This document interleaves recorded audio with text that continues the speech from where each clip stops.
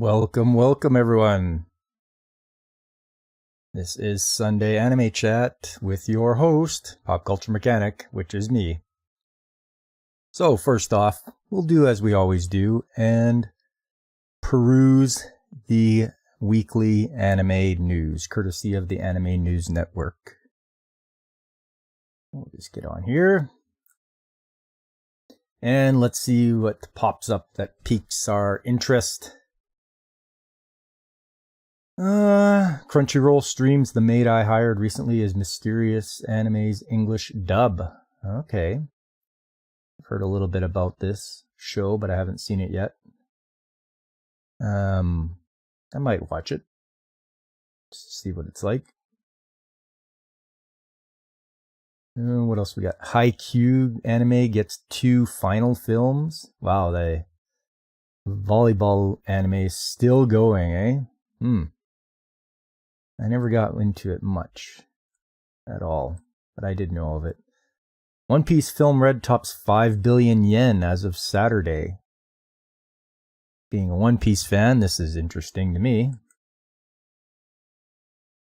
It sells over 3.6 million tickets as of its 8th day. Wow. The staff and cast of One Piece Film Red anime announced on Saturday that the film has earned over 5 billion yen, about $37 million US. As of Saturday, the film has sold over 3.6 million tickets. The news came during a stage greeting event in a screening at Tokyo's Marunouchi Toei Theater. The film had sold 1.5 million tickets for 2.254 billion yen, about 16.7 million, to rank number 1 at the Japanese box office in its opening weekend, August 6th to 7th. The film earned 78% more in its first 2 days than the previous film, One Piece Stampede, did in its first 3 days. One Piece Stampede opened on a Friday as opposed to One Piece Film Red's Saturday opening. One Piece Film Red has IMAX screenings in 27 theaters in Japan that started alongside regular screenings. The film also had MX4D, 4DX, and Dolby Atmos screenings on opening day. Crunchyroll will theatrically screen the film in the United States, Canada, Australia, and New Zealand this fall. The screenings will be available with both Japanese audio and with English subtitles, and an English dub. The film centers on a new character named Uta, Shanks' daughter. Kaori Nazuka is the speaking voice of Uta, while Ado is the character's singing voice. Ado also performs the film's theme song, Shinijidai, New Genesis. Well, it's good to see that that film is doing very well. I look forward to seeing it here in the theaters. I hope that it makes a good run of it. I'd like to see it, a full theater watching the One Piece movie. And you get to see Shanks, like more than just a couple of scenes. I hope. What's next here?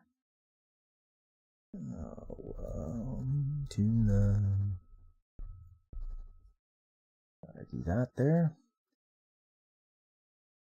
My Hero Academia, Spy Family, more rank on New York Times August bestseller list. Well, of course. It's manga. It's gonna be well done. What do we got? Kirby's Dream Buffet Games overview trailer reveals August 17th release. Kirby's Dream Buffet. Okay, so he's going to be eating way more stuff now. Sunsoft holds live stream announcement for new titles on August 18th. Okay, I just wanted to see this because Sunsoft was a good publisher of games for the NES, like Batman. Japanese game developer Sunsoft announced on Thursday that it will hold a live stream on its YouTube channel on August 18th at 4 p.m. Eastern Daylight Time to announce new titles for 2022 and 2023. The developer has been developing video games since 1978 and started out developing arcade games. The company is known for such games as Blaster Master, Batman the video game, Spy Hunter, the SNES version of Lemmings, Euphoria, and Astra Superstars. Well, that's good. I look forward to hearing some announcement from those guys. They're a very good game developer.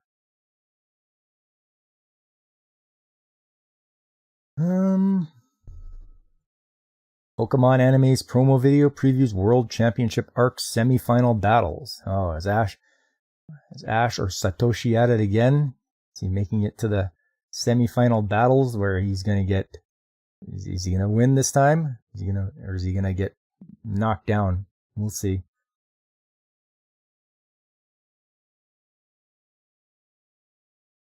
What else we got? Producer Hiroyuki Kobayashi leaves Capcom to join NetEase Games. Wow. Gotta see this here. Resident Evil Dragon's Dogma producer leaves after 27 years. Game producer Hiroyuki Kobayashi, Resident Evil, Dragon's Dogma, Sengoku Basara, Devil May Cry, announced on Twitter on Friday that he has left Capcom on March 31st after 27 years. Kobayashi will join NetEase Games as a producer. He wishes to continuously create more enjoyable entertainment experiences at the new company, and he will share more details at a later time. He made the announcement on his birthday, August 12th. Kobayashi worked as a programmer on Capcom's original 1996 Resident Evil game. He produced multiple games from Capcom franchises, including Resident Evil 4, Dragon's Dogma, Sengoku Basara 2, Devil May Cry, Mega Man 11, and Dino Crisis. And a good morning to you, Blaine. Welcome. Just going through that this fella left Capcom after 27 years. So I don't know whether he was fed up with what was going on there. Maybe Capcom wasn't putting out good enough games, but I guess we'll see. He has also served as producer and supervisor on anime and films based on Capcom series such as Resident Evil, Infinite Darkness, Sengoku Basara Samurai Kings, and Devil May Cry. NetEase Games is the online game subsidiary of NetEase. NetEase Games informed Nagoshi Studio Incorporated in January.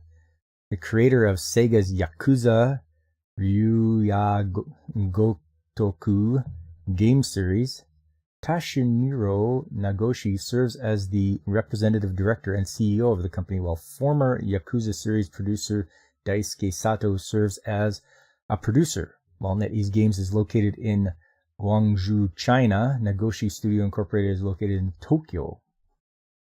NetEase Games acquired Goichi Suda's Suda51 game developing studio, Grasshopper Manufacturer Incorporated, last year. Game developer and Devil May Cry 5 designer Ryosuke Yoshida left his job at Capcom in July 2020 to work as a senior game designer at NetEase Games Sakura Studio. It looks like Capcom is losing some of their talent.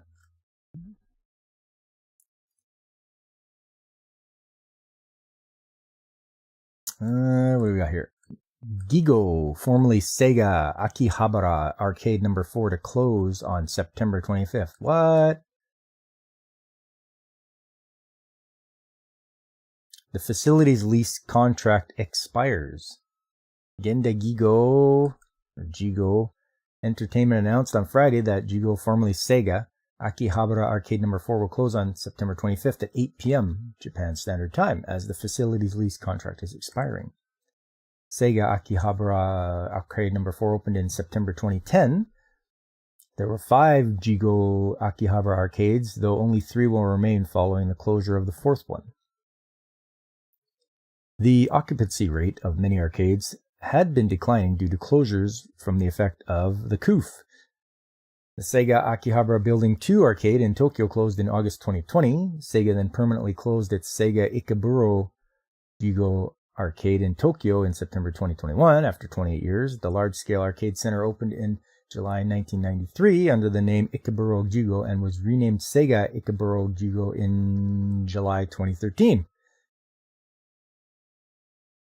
Sega then opened a new arcade center across the street in October 2021 named Sega Ikeburo Genda Jigo Entertainment. President Nao Kataoka stated in October that the opening was Volume 1 of an Ikebukuro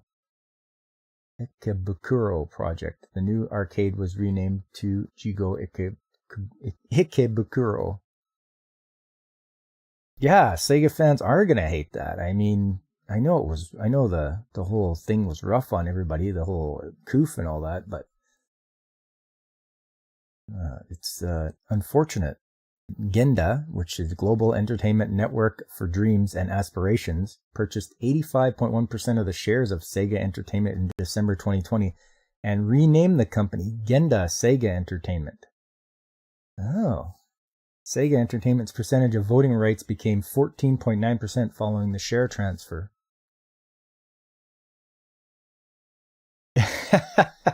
Yeah, thanks for the pronunciation, the phonetic pronunciation. Ikebukuro. I'll get it.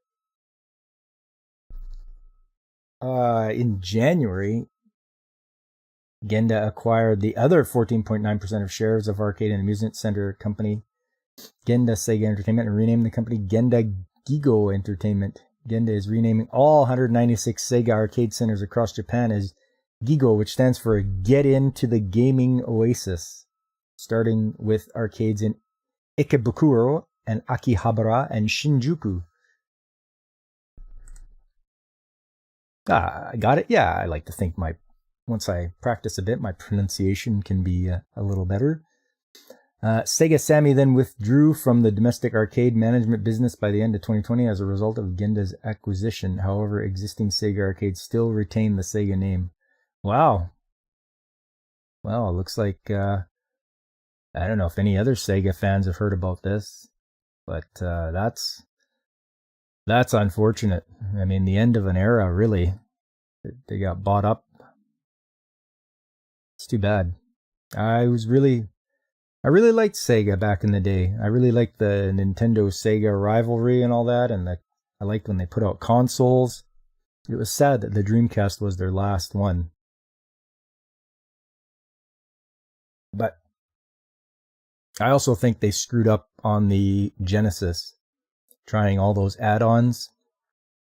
Instead of just making a new console, you kept adding stuff on, and then, and then after you had all those add-ons, then you brought out another console. So people were going to be angry about that. But, oh well, they've made their bed. Okay. Let's see.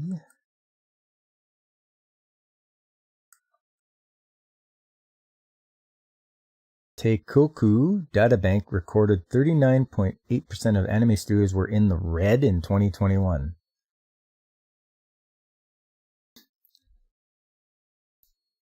Arcade-wise, Taito Station feels like the better arcade. There are some damn good Taito games out there. I'm really happy with them. Let's have a look at this here. Industry contracted for second straight year for first time since at least 2000. The financial research firm Teikoku Databank published on Friday a report on the anime industry in 2021.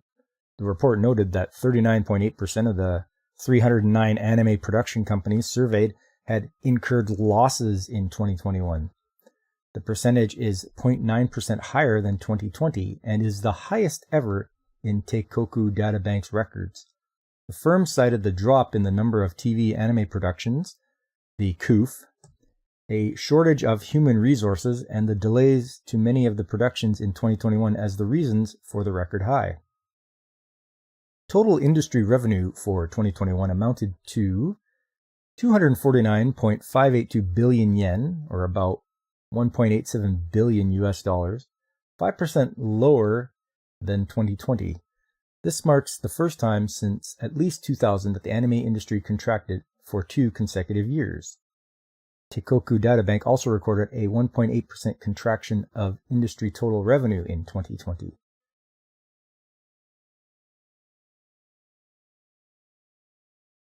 Oh, that in the red article doing some real heavy investigation here. Countries still in COOF procedure. Businesses continue to lose money. Are they? I guess they still are. Eh? Are they still? Are they still doing all the lockdown stuff and other I don't know, restrictive measures, I guess you'd call them. If they're still doing that, then yeah, it's going to be rough for all the businesses, not just the anime industry. What does we got here? 42.6% of anime companies specializing in subcontract work, such as for in-between animation or backgrounds, also incurred losses. The average revenues for such companies in 2021 amounted to 287 million yen, or about US 2.15 million. The average revenue for an anime company in 2021 was 808 million yen, or about 6.13 million US dollars, reduced from 2020, and the second time the amount has decreased from the previous year since 2017. The first time was in 2020. Close to reclassifying C-19 to a class 4 or 5, which would make it the same as a yearly flu for government concern. Okay, yeah, good. I know government moves sort of at the speed of a snail, so that shouldn't surprise anybody in any country, really. Of 309 anime companies surveyed, 70 made transactions with overseas companies through outsourcing or production contracts in 2021. 33 of those companies had transactions with Chinese companies, 25 companies with American companies, 15 with South Korea, 7 with Taiwan, and 19 with other countries. According to the Association of Japanese Animations, the number of television anime titles dropped for the fourth straight year in 2020 and had dropped by over 80 from its historic peak of 278. An update. Nikkei reported that the survey is for the fiscal year 2021, but Teikoku Databank clarifies that its survey is for the calendar year 2021, January to December. Okay. Yeah, hopefully they can overcome this. It might just weed out the companies that aren't as strong fiscally, and maybe they will maybe more of them will consolidate. I'm not sure. Just guessing.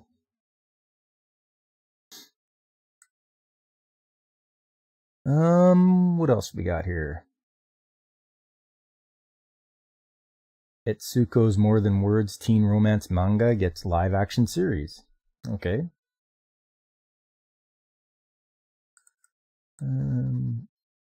Japan's video game rankings. Let's do that. I am always up to see what's going on in the land of the rising sun with their video games. Once again, Nintendo Switch just dominating. Xenoblade Chronicles 3, Digimon Survive, Nintendo Switch Sports, Monster Hunter Rise, plus Sunbreak set, Live Alive. PS5 at number 6 with Gran Turismo 7. Is that it, Sony? Is that all you can do? Gran Turismo 7? Mario Kart 8. Kirby and the Forgotten Land. Tengoku Struggle, Stray Side. Minecraft. Azure Striker Gunvolt 3. Oh, there we go. Not even for the PS5, for the PS4. Digimon Survive. Komajo Remelia Scarlet Symphony. Ring Fit Adventure. It took them 20 years to make Gran Turismo 7 better be tops. Yeah. 20 years? When was the last Gran Turismo 6? Was that 20 years ago? It can't be.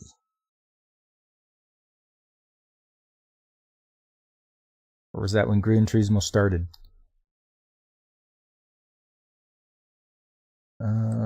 Ring Fit Adventure, Nobunaga's Ambition Shinsei, Anonymous Code, Animal Crossing, New Horizons, Super Smash Bros. Ultimate. And Nobunaga's Ambition Shinsei for the PS4 is number 19, and Mario Party Superstars is 20. Once again, the Switch dominating.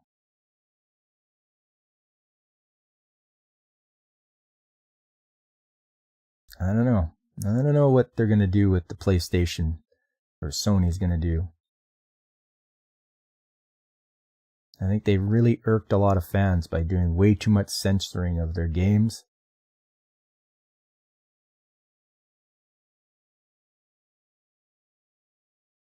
Let's try Japanese Animation TV ranking.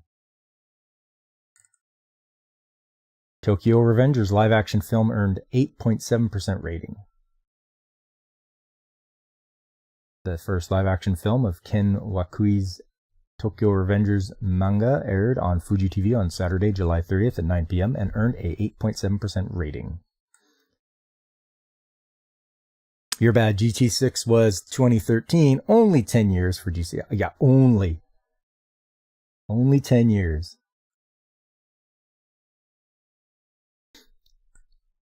Saze-san, 8.4. Detective Conan, 6.3. Chibi Maruko-chan, 6.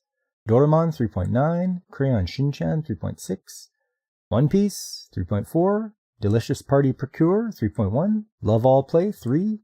Jujutsu Kaisen, Kyoto Sister School, 2.9. Oshiri Tantai, 2.3. And Animated Osaru no George, or Curious George, is 2.2.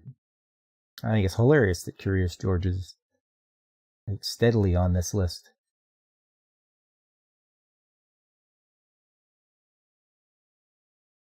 Okay.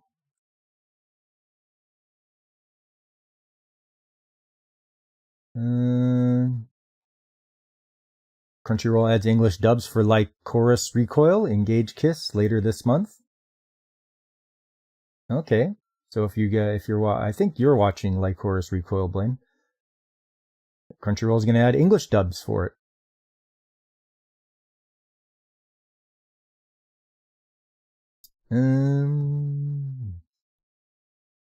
What else here? Vermeil in Gold anime reveals 4 cast members. New visual. You're also watching that as well. Vermeil in Gold.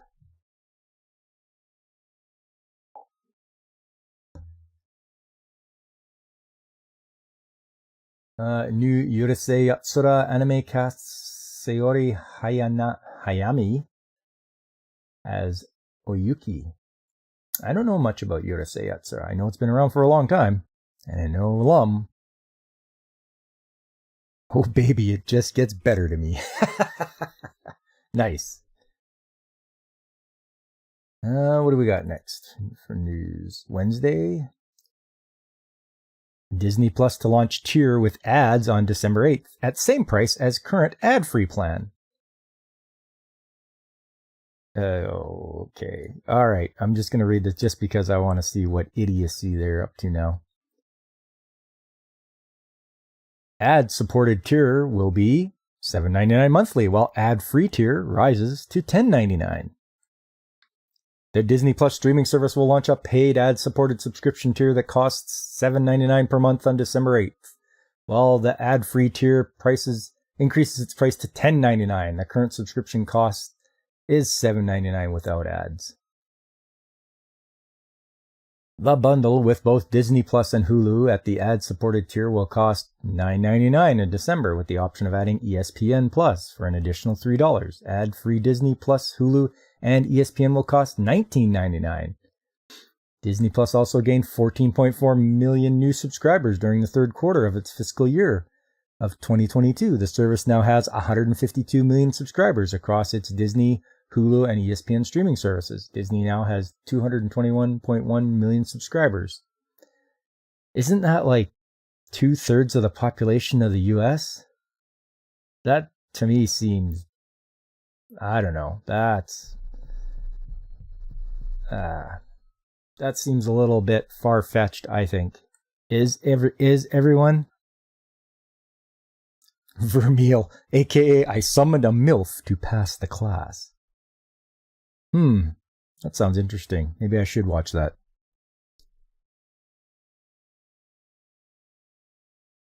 I don't know about this. These streaming numbers. I'd be highly suspect. Disney Plus is streaming the Marvel Future Avengers and Star Wars Visions anime in the United States. The Walt Disney Company has also announced plans to stream Tatami Time Machine Blues, Black Rock Shooter, Dawnfall, and Summertime Rendering globally, but Disney Plus has yet to offer these titles in the United States. Disney Plus's Japanese Twitter account announced an anime of the Disney Twisted Wonderland smartphone game in October, but has not provided further details. The service plans to also stream the live-action series of the Kindachi Case Files globally. Disney Plus, along with Disney Plus Hotstar service in Southeast Asia, has streamed a number of recent anime in English in several countries, including Demon Slayer, Kimetsu no Yaiba Mugen Train Arc, Attack on Titan, the final season part 2, Jujutsu Kaisen, Kaguya-sama, Love is War, Ultra Romantic, My Hero Academia, Spy Family, Summertime Rendering, The Rising of the Shield Hero Season 2, Tomodachi Game, Aoashi, Black Rock Shooter, Dawnfall, Dance Dance, Danseur. That sounds interesting. Dance Dance, Danseur. And Platinum End. In Southeast Asia, as Disney Plus Hotstar, the service partners with their regional license holders such as Muse Asia and Anyone Asia to provide anime content in addition to its own licensed titles. Netflix CEO Reed Hastings has stated in April that its rival service is also considering adding a new ad-supported subscription tier. Netflix is currently planning to launch the tier in early 2023. Anime streaming service Crunchyroll recently removed its long-running free ad-supported simulcast viewing option in the beginning of the spring anime season in April, with only a few exceptions. Some spring season titles are available for free ad-supported viewing for their first 3 episodes a week after they premiere, and older titles are still available for free with ads. The service previously allowed free ad-supported streaming for simulcast titles 1 week after an episode premiered. So this is ridiculous to me. I don't subscribe to any streaming services at all. Zero. I don't have Netflix. I don't have Hulu. I don't have Disney Plus. Because this, to me, looking at it from, taking a step back and looking at it, this is just like cable television all over again. Back in the day, before there was pay television, that was their big hook. Years ago, all you had to do was buy television, put up a antenna, and you got television. And the commercials paid for the programming that you watched. Then pay television came along, and they said, no, we won't have any commercials. Now you're paying for television, and you didn't get any commercials. That's fine. You're paying for the programming. Now you're paying for a streaming service, and they're throwing ads at you. So to me, that just doesn't make any sense. Being a little older, like I say, the commercials are supposed to pay for the programming. And then in turn, the consumers go and buy those products that they're advertising, which is supposed to increase due to watching the show. It's a popular show. People want to watch it. People get sucked into the buying the products. So I disagree with paying for streaming or paying for television. I think it's ridiculous. But that's just my old man rant. Those kids and get off my lawn. Yeah.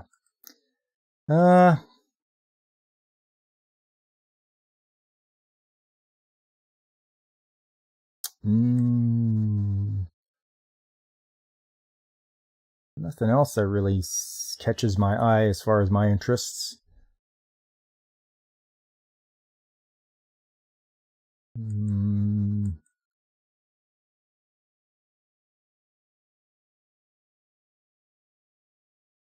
Udon Entertainment licenses Robotics, Notes, Record of the Lodos War, The Crown of the Covenant manga.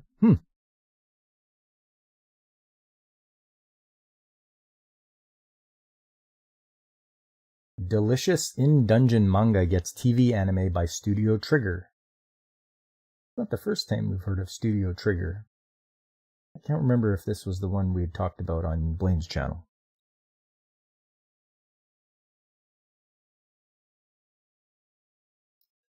Ryoko Kui's manga launched in February 2014.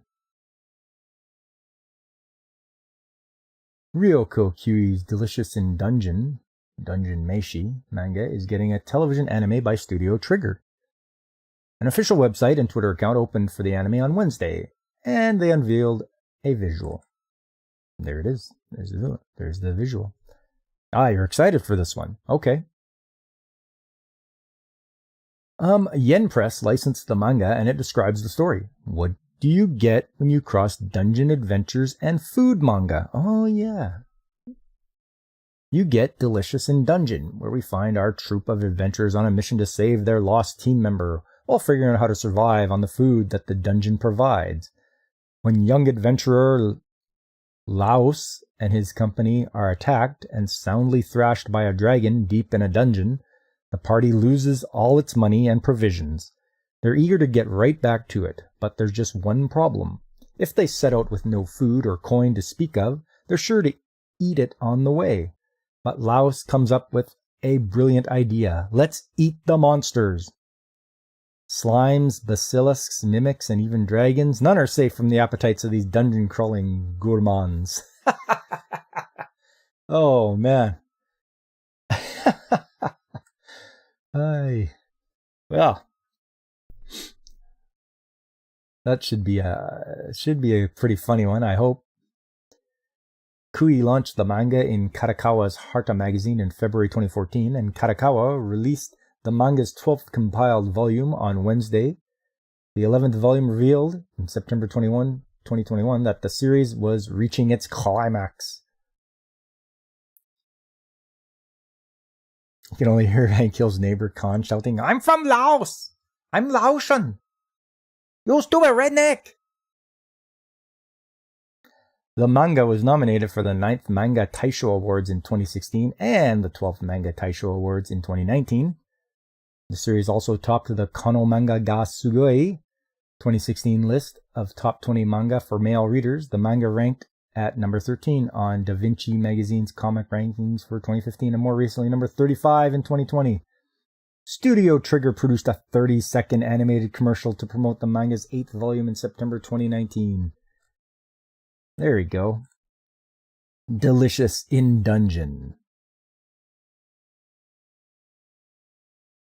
Should be a fun time.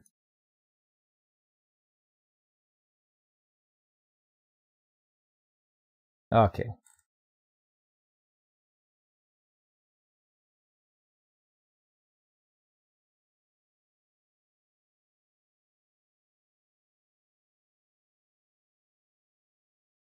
All right. I think that's good for our weekly anime news.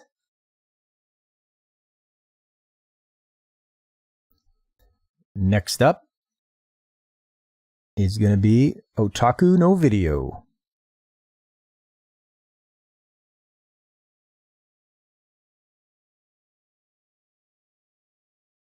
So I did have to take some notes for this because I could only find a non-subtitled. So, after we left off in the first OVA, Ken Kubo and Tanaka were going to strike or set out and become kings of otaku or Ota kings. So as we go along here, let's see. Okay, so can I do this? No. Can I do this? There we go. Okay, so it's 1985. That's where the story picks off. The last one ended in 1984 with the release of Super Dimensional Fortress Macross. Do you remember love? Next, we have Tanaka and Kubo. They're making their own plastic molds for... Okay, as we go through this is the title sequence, but now these guys are making their own molds of characters. And they're dreaming of starting their own business and making what is called garage kits. But Kubo, he wants everything to be on the up and up. So they work tirelessly at making models and selling them under the company name Grand Prix, or GP for short. Yeah, it's GP for short. And as you can see, there's one of their first models, which is, I believe, the girl from the Daikon 4 intro. But yes, they are working away hard at it until they get their own little store. There's a big boom in the garage kit sales and business takes off, and they're making money hand over fist now. People really want to come in and buy their models. And they get to go on talk shows and such and explain all about the garage kits. And things are getting pretty ramped up. They are everywhere. Everyone loves these things. They're at all the festivals now.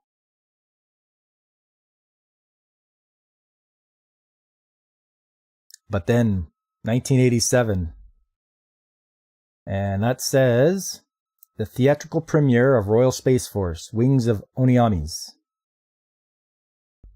and Portrait of an Otaku. So now this is the live action portion of this, where they go and they find an otaku.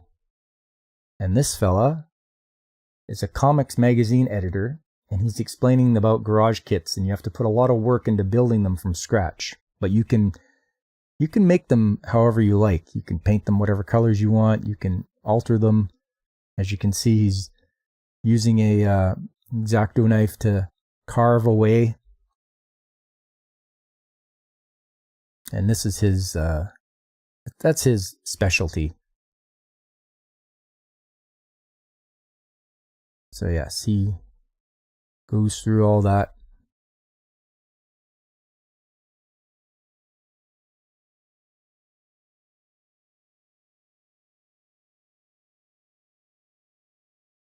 And they throw up some statistics. Now it's 1987.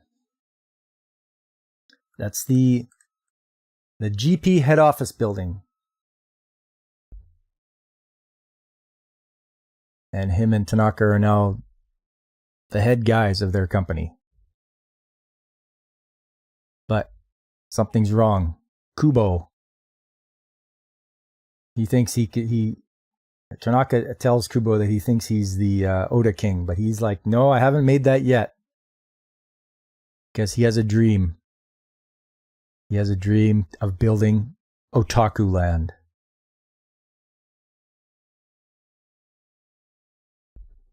And so he's going to work towards that dream.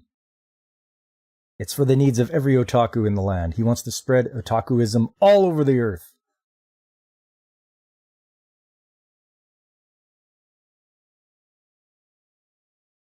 And Tanaka is just like, his glasses break due to just the awesomeness of it.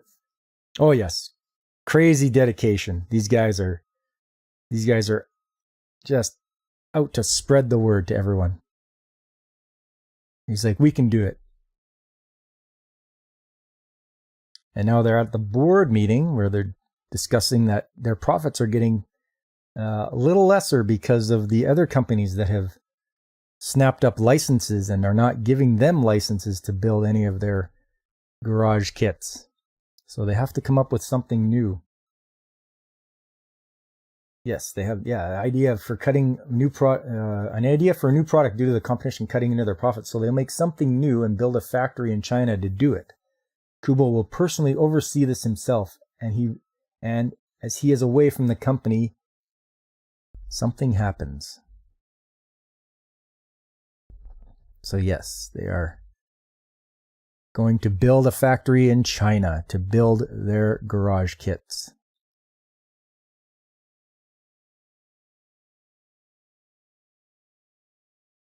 So flying off to China and finding a place for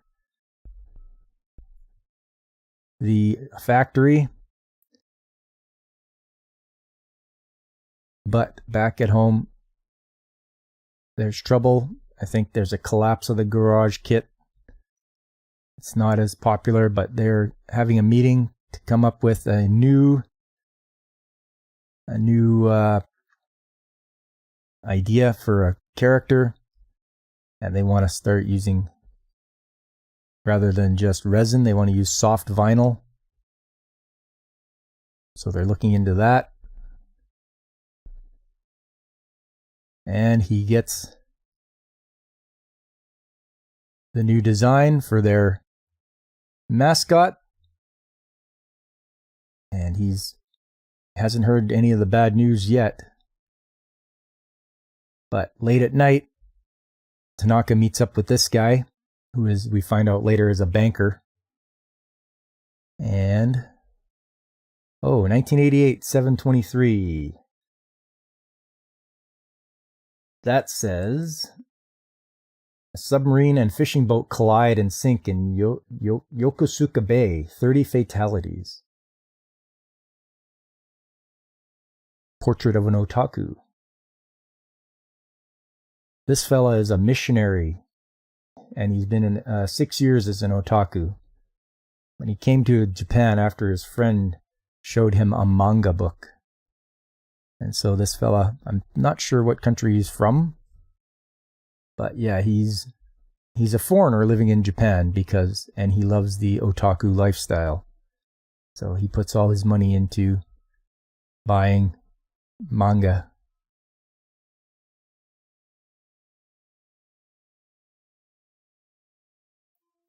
And the opening of their factory in China. And everything's going good until he gets a phone call and he must return to Japan.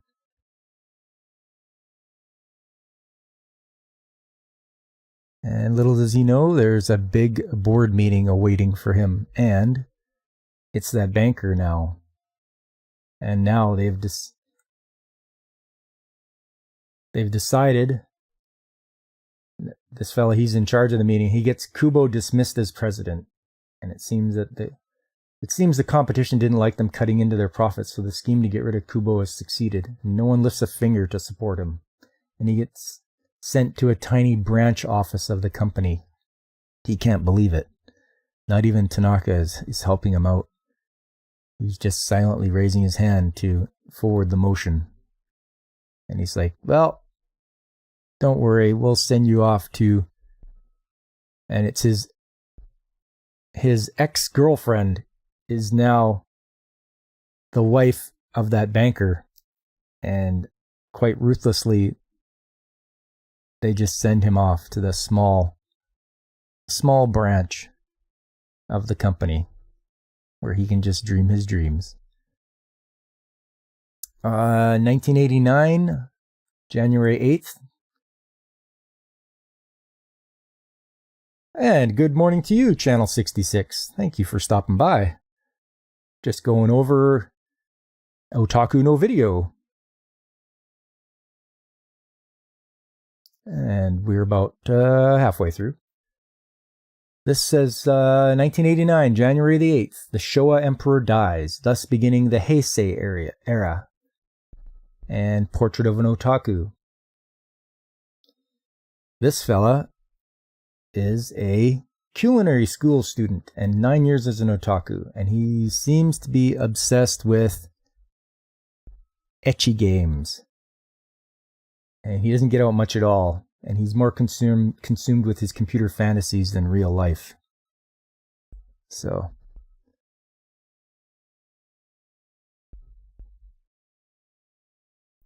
Yes. He is just concentrating on his... Oh, now it's 1991. 1991. Don't think you've watched that one yet, but glad to learn about a new show. Yeah, I mean, I had heard about it for years, but I never got to see it. I just watched it quite recently. It's from 1991, but it's sort of like a what do you call it? Like a biography of Studio Gainax, sort of how they got started. It's pretty funny. So 1991, Kubo is now at the little backwater office sulking. Right? Yeah, there he is, just sulking. The GP company's doing great. Kubo being laughed at by his former girlfriend and her husband. So he's pretty angry about it. But he walks by a lineup of people wanting the newest garage kit from Grand Prix, and he sees Tanaka. And Tanaka was fired. And he's in a pretty sorry state. But Kubo forgives him and makes a pledge that the otaku will live on.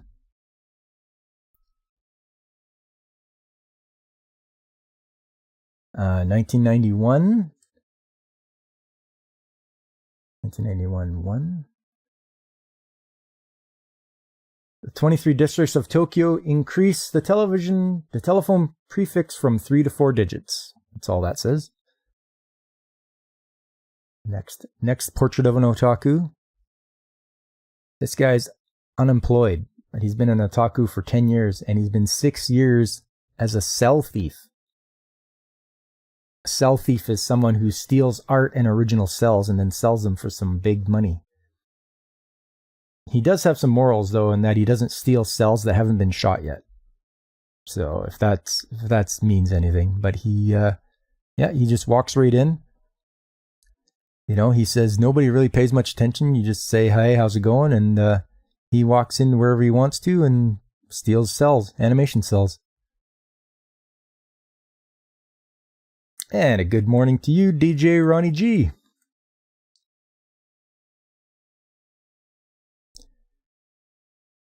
Okay.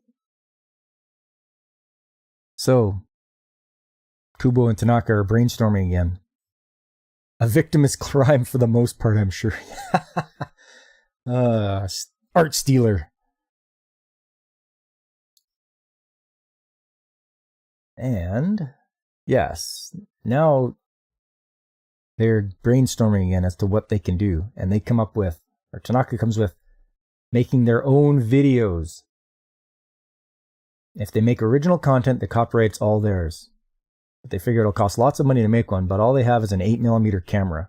They think that they've made garage kits, so they're not like, why not make garage videos? And so they plan out what they're going to do. And who's going to join them? Miss Fukuhara. She's definitely happy to be of service, and she's the one that comes up with their new character that they're going to use. It'll be just like Daikon 1 and 2. Yes, there you go. If you haven't watched the openings for Daikon 3 and 4, that's some good Gainax animation right there. So that's who she's come up with, and they're going to use that to make their own animation. They have a backstory for her and how she transforms into her alter ego.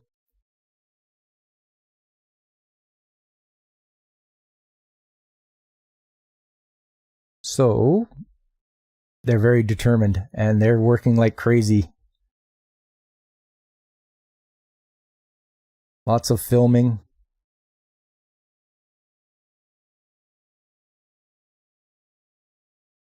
And making lots of copies of videos.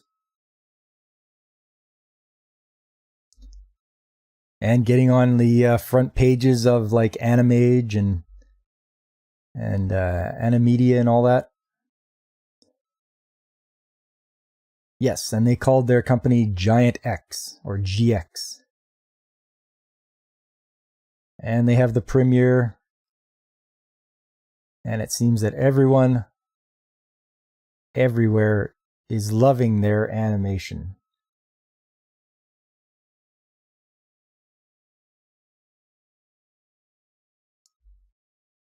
As you can see, sellout crowds everywhere. The year is 1997 now.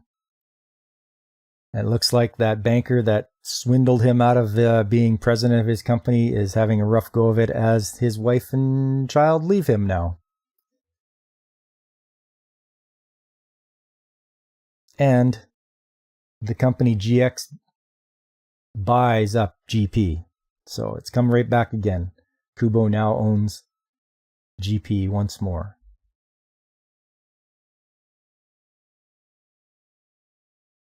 Now remember, this film was made in 1991, so they're going into the future now.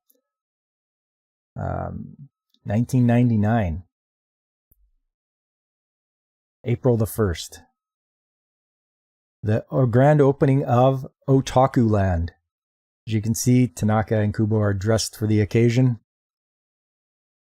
And that's their main attraction of Otaku Land. If any of you have seen Gunbuster, that sort of looks like the Gunbuster. Yeah, Char, Macross, yeah.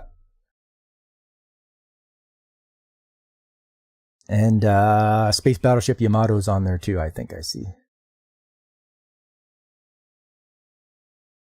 So yeah, these guys finally achieved their dream of opening up Otaku Land.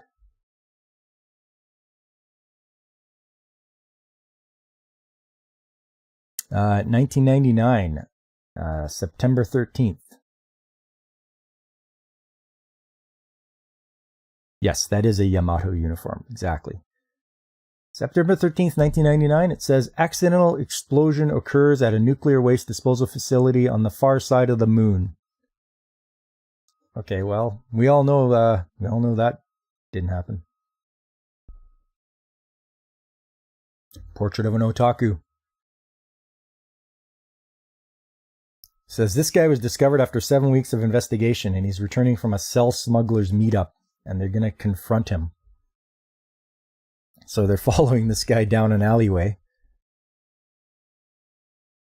And they're finally they catch up to him. And they're like, hey, what's in the bag? What's in the bag? Are you sure? Were you at the moon? Hey, I'm just going by what, I don't think there's any permanent habitation on the moon right now.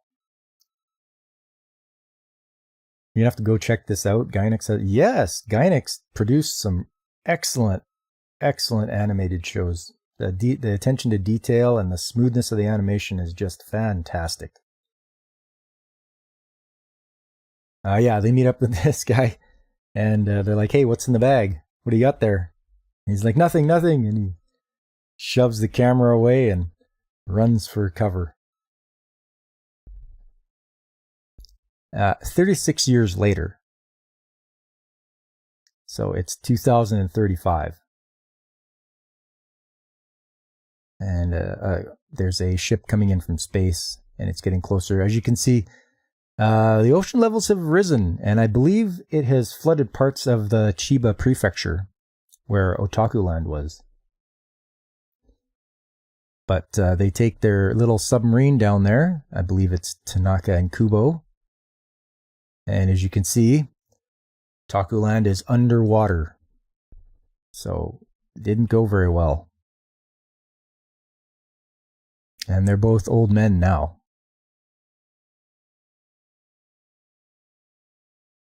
But they've become nostalgic for seeing their old Otaku Land, which, consequently, it lights up.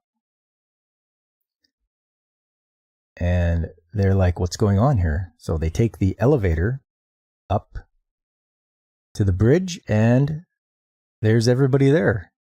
All their associates that were with them at the company. And she's like, you guys don't need those helmets up here. They're like, really? Okay. They take them off and they're young again. Which is pretty cool. Because now they are going to launch into space. And they come up out of the ocean. And their destination, as Kubo says, is to find the planet of the Otaku. And that's where they're going. Up and away.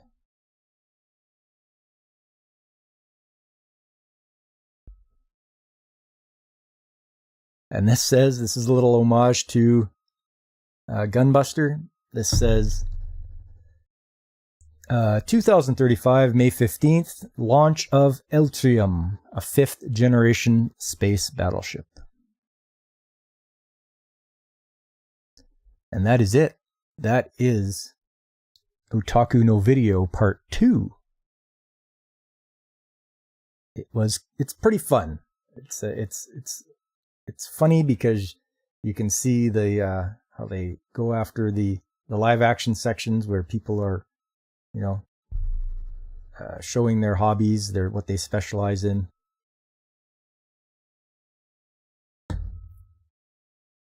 It's pretty cool that the two guys, that Tanaka and Kubo, made it through so much adversity to achieve their goal in the end.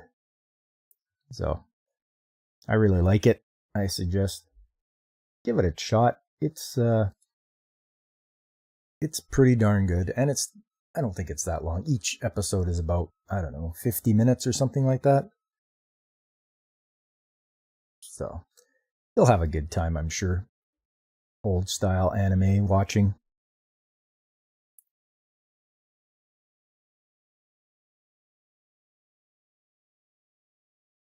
There we go.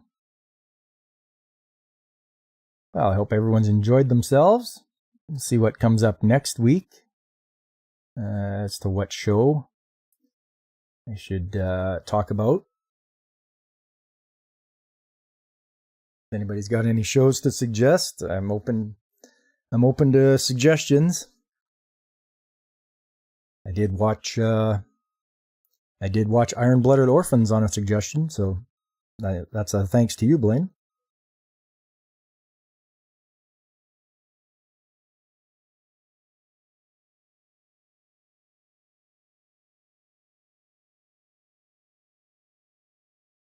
So,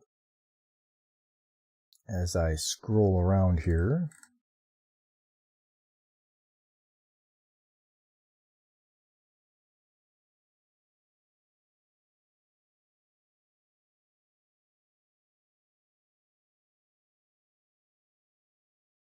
well, I always have suggestions for people too. You're starting season 3 of Sequest DSV.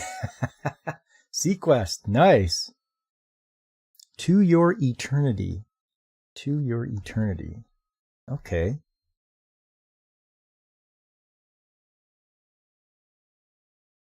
I want to see what that says. To Your Eternity.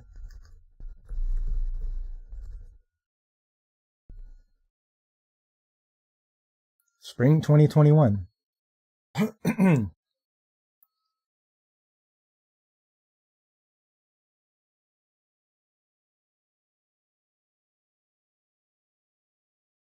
I'd start from the beginning if anyone else wanted to review it, but other than that, I still need to continue watching Gundam 00 and IBO. Yeah, DJ Ronnie, definitely watch Iron-Blooded Orphans.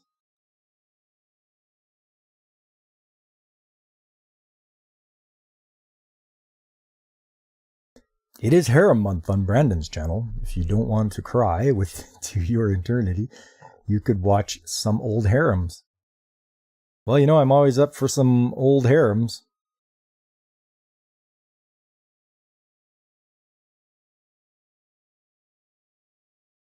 As a UC timeline junkie, I didn't get far last time. I tried watching 00. I think I'll prioritize IBO. Yeah, why not, eh?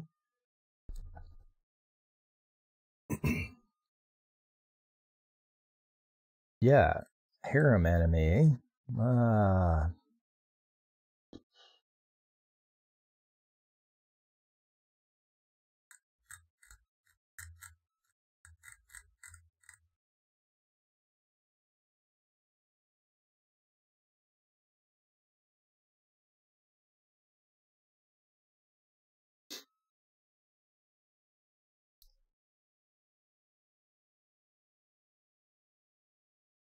You could also use a good harem anime.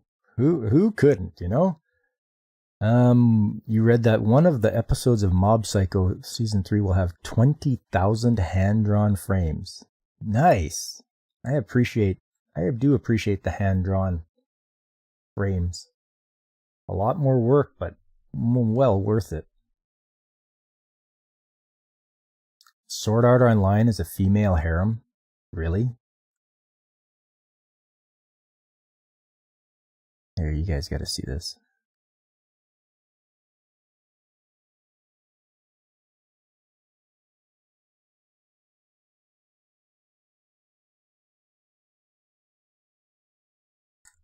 Okay, Sword Art Online, really? Steins Gate? Kami ga Kill? Okay, yeah. I haven't seen Kill la Kill.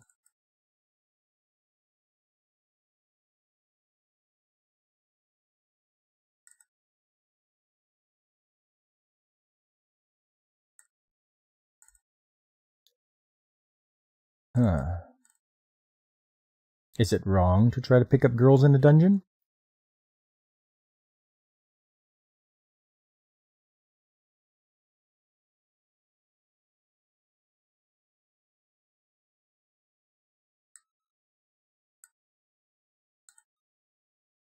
Hmm.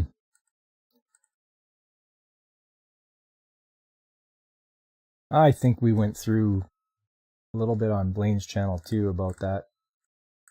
What they classify as harem and not. I think it needs to be able to have a little more refinement.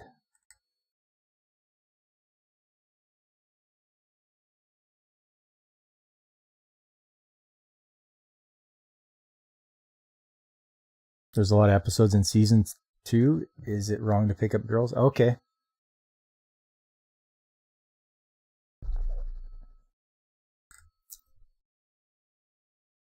Yeah, here's Is it wrong to try to pick up girls in Dungeon 3?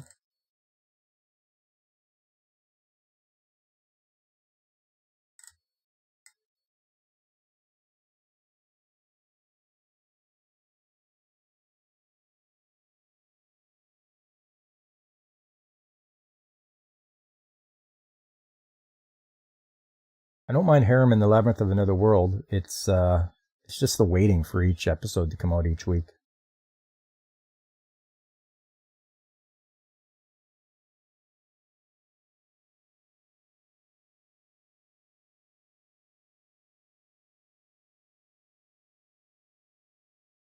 Yeah, okay.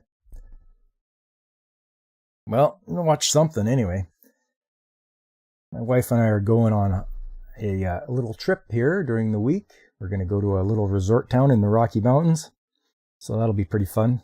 Spend about 5 days there doing a lot of hiking and such. Sightseeing. Eating at all the good restaurants there. So that should be a fun time. You want to recommend Guyver personally. It just doesn't have an end yet. Yeah, I've heard of Guyver from way back in the day. The bio booster armor.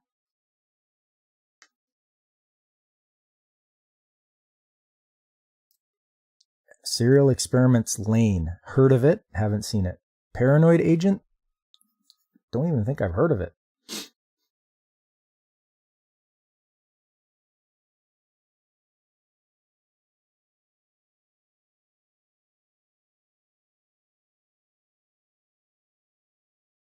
Yeah, Serial Experiments Lane. Yeah. Yeah, that's one I can add to the list.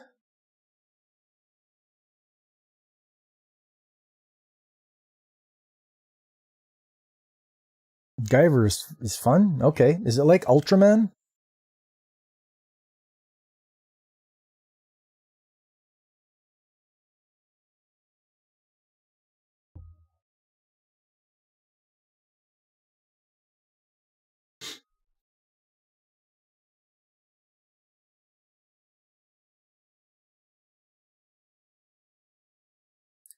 More guts and viscera. Oh.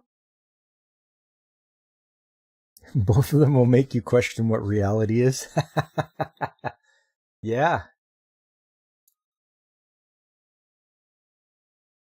Well, I think Evangelion did that to me. That, yikes. That was one strange anime. And then watching End of Evangelion, I was just like, ooh. The visuals were just so impactful.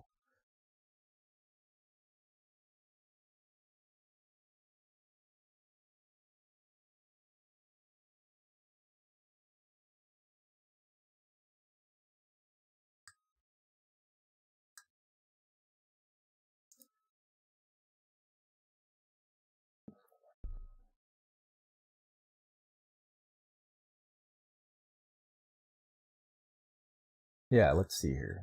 Go like this. No, go like this.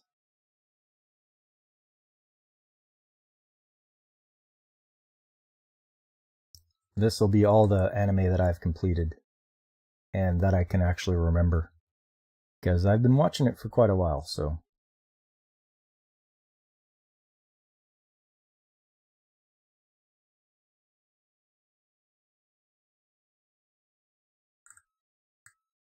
A lot of 90s stuff on here. And a lot of newer stuff.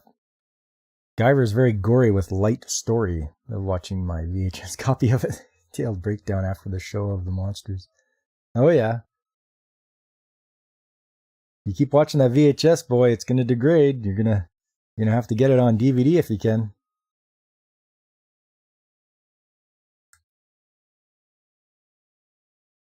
I think my wife and I are going to continue with My Hero Academia Season 4. We'll start on that together, and she wants me to bring her in to One Piece on after or when they get to Dressrosa. So I think I dragged her kicking and screaming into the One Piece fandom. She didn't she'd never watched it, but then just from seeing some of the clips and me playing the games, she was started to like tear up at some of the more touching moments, and she's like, "What have you done to me? I don't even go here." So I'm like, "Yeah, well, that's One Piece for you. It'll grab you by the throat and pull you in."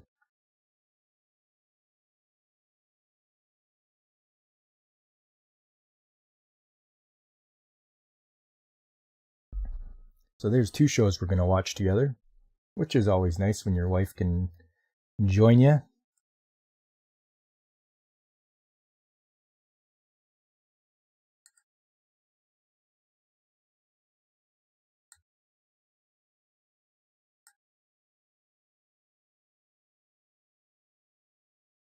Oh, and if you liked Soul Eater, don't watch Soul Eater not. It is, in my opinion, it's not that great. I don't know why the mangaka did it, but it's not good.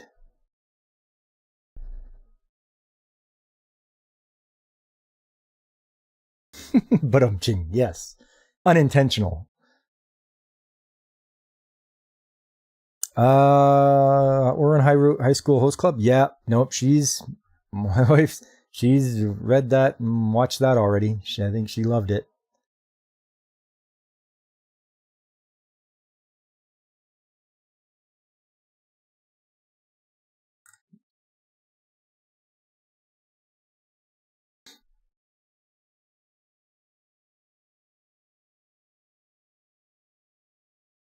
Yeah. Okay. Well, that is watching completed. Oh, yes. Yeah, that's good. If you like trains, watch Rail Wars.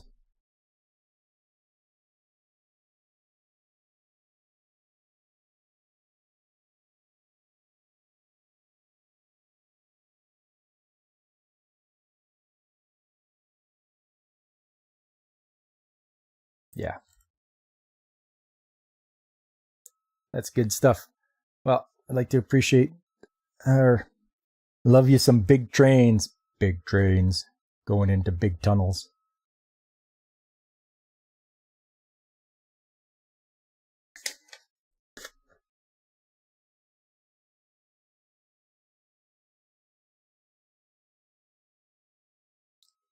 And I'd just like to thank everybody for coming out. Hope you got to enjoy a little bit of old school anime. Because that's what I'm about. Spread the word, old school anime. I know there's new stuff, but there's other old stuff out there that probably people haven't seen that they just need a little bit of exposure to. And they can see maybe where some of the newer stuff got inspiration. I'd just like to thank Blaine from Blaine's Escape Corner. You can see Blaine Monday to Friday at 7 p.m. Pacific time as he does his Escape Corner. All of us escapees come out and hang out and chat about all of the stuff that helps us escape from reality.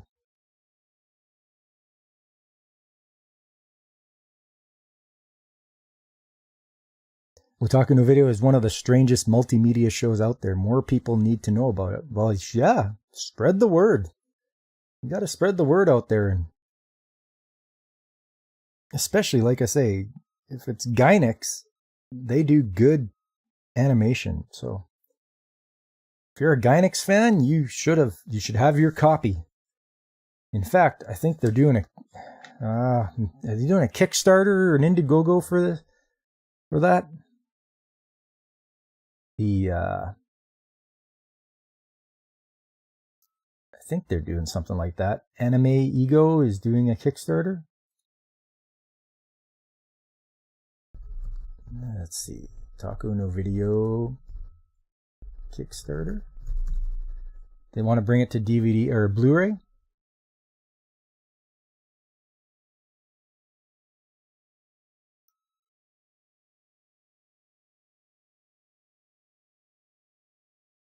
Otaku No Video Oda King Edition Subtitle Anime Blu-ray. It's the infamous anime mockumentary from Gainax, the anime studio founded by fans about fans who plan to otakunize humanity. 1,509 backers pledged $102,000 to help bring this project to life. Okay, what do we got here? $5 or more, digital access.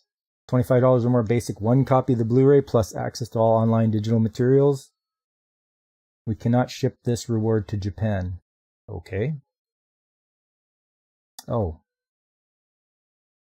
This might have been. Maybe this is over. It says 2016. Last updated March 24th, 2018. Never mind. Never mind.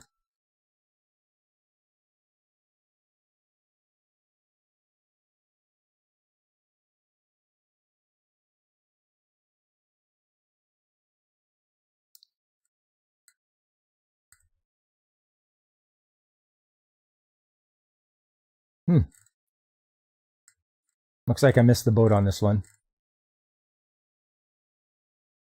I just saw it popping up as I would look for Otaku No Video.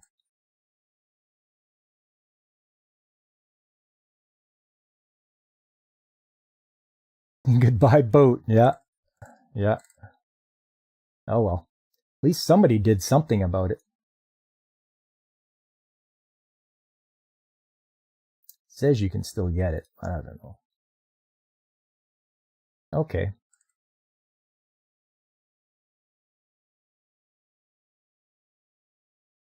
You can get the DVD or Blu-ray for $30, premium Blu-ray for $60. Just bought the DVD for $10 on Amazon. There you go.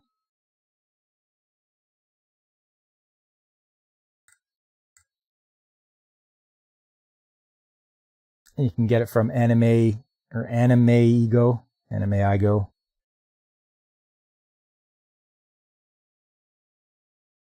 Good stuff.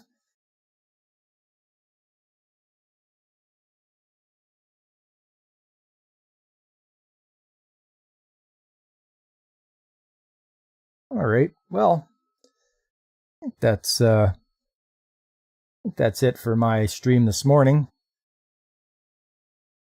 Thanks a lot to Channel 66 for showing up. And DJ Ronnie G. And Blaine. Much appreciated. I'm glad you guys were able to come by. I like chatting about the old anime and hearing what you guys have to say about it. Make sure just smack that like button. And if you haven't subscribed, please subscribe. And spread the word. I will be checking my poll that I'm doing on Twitter as to which video game to play next for the Game Boy.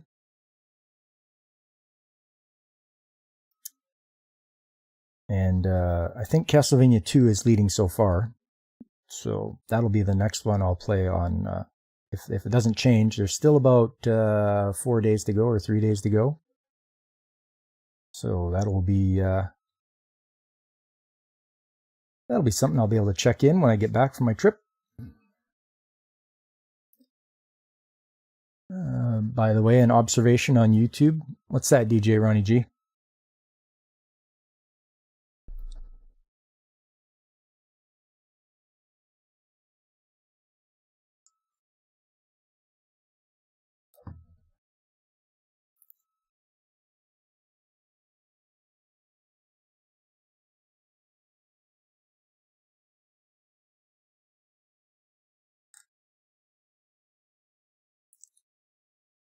When you go to Pacific 414's channel, I noticed that I can click on the names of people in the chat, and it shows 3 options on the menu: block, report, and the go-to channel. Really?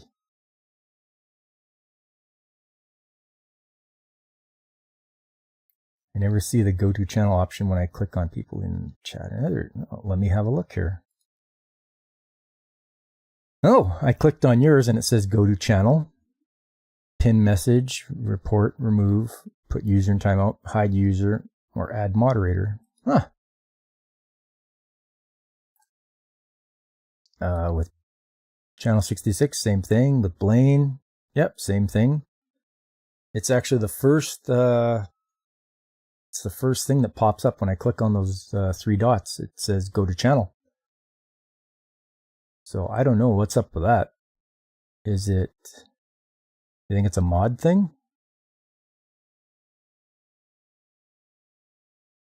I don't have any mods on my channel right now just because it's just not something that I needed yet. I just helped you figure it out. Hey, right on. There you go. It's what I do. I help fix things. I am the mechanic. You're your own mod by virtue of being... Yeah, exactly. Yeah. Yeah, I haven't gotten like... I don't have like hundreds of viewers yet, so... No reason. Okay, since you have a wrench on his channel, you get the go-to channel option. Yeah, okay. That makes sense now.